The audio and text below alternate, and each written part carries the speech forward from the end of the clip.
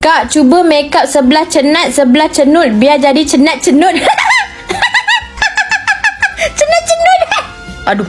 Cenat-cenut itu apa ya? Okey, aku rasa kan cenat tu macam ni. Cenut tu.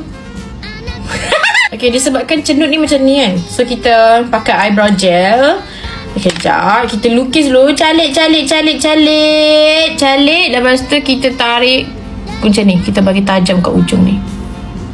Macam tu. Okey, yang ni saya pakai eyebrow gel Okaya tau. Okey, kita buat dia bagi tajam kat ujung ni. Lepas tu kita tarik ke depan macam ni. Okey, untuk cenat sebab muka dia macam ni kan. So, kita tutup pakai concealer je biar lagi nampak natural macam tu. Okey, lepas tu kita pakai foundation. Okey, untuk si cenat ni kan, dia pakai satu titik saja.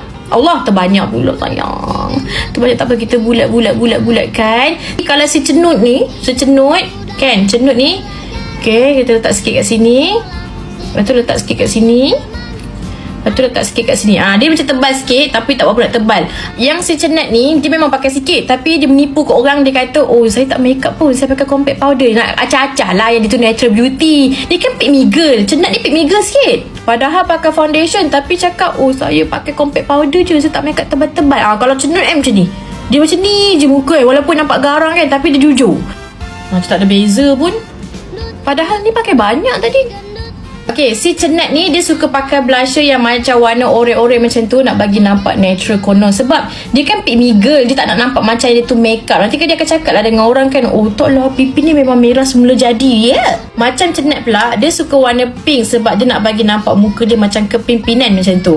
Putih kepimpinan, bukan putih kemerah-merahan ya. Cenut ni walaupun dia nampak garang macam ni, tapi sebenarnya dia bimbo tau. Kalau macam cenat ni pula, dia suka pakai mascara 2 layer 3 layer macam tu sebab dia tak nak kantoi. Dia tak nak kantoi yang dia tu make up, tapi sebenarnya dia make up macam tu. Cenut suka ombre. Pap. So ini dia cenat-cenut. Hai, nama saya Nurul Cenat dan saya Siti Cenut. Siap. Abang pilih yang mana? Cenat atau cenut?